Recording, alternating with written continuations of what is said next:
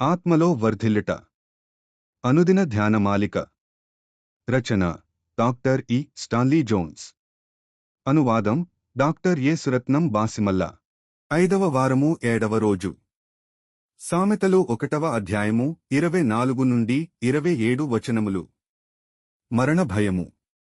మరణ భయము లేకుండా చేసుకునవలెనన్న కోరికతో చాలామంది రకరకాల ప్రయత్నాలు చేసి చివరికి విసిగి వేసారిన వారిగా ఆ ప్రయత్నాలు విరమించారు.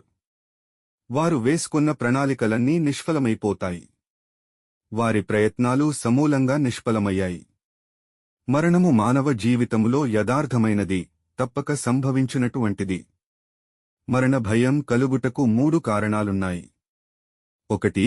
మనకు తెలియని దానిని గూర్చి భయపడుట. 2. మనము జీవించవలసిన రీతిగా జీవించకపోవుట. 3. మరణమంటే అంతర్ధానమైపోవుటని భావించుట.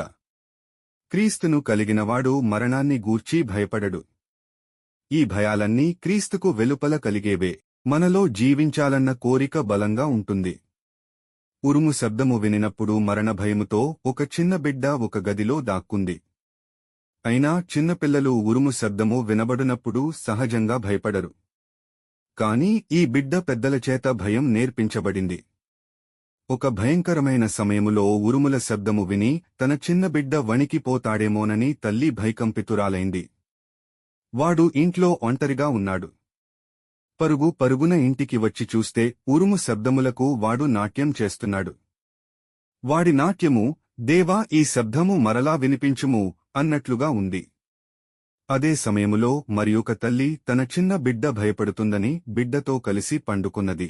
తెల్లవారిన తర్వాత ఆ బిడ్డ తల్లితో ఇలా అంది, నీకు భయము కలిగినప్పుడల్లా నా దగ్గరకు వచ్చి పడుకో.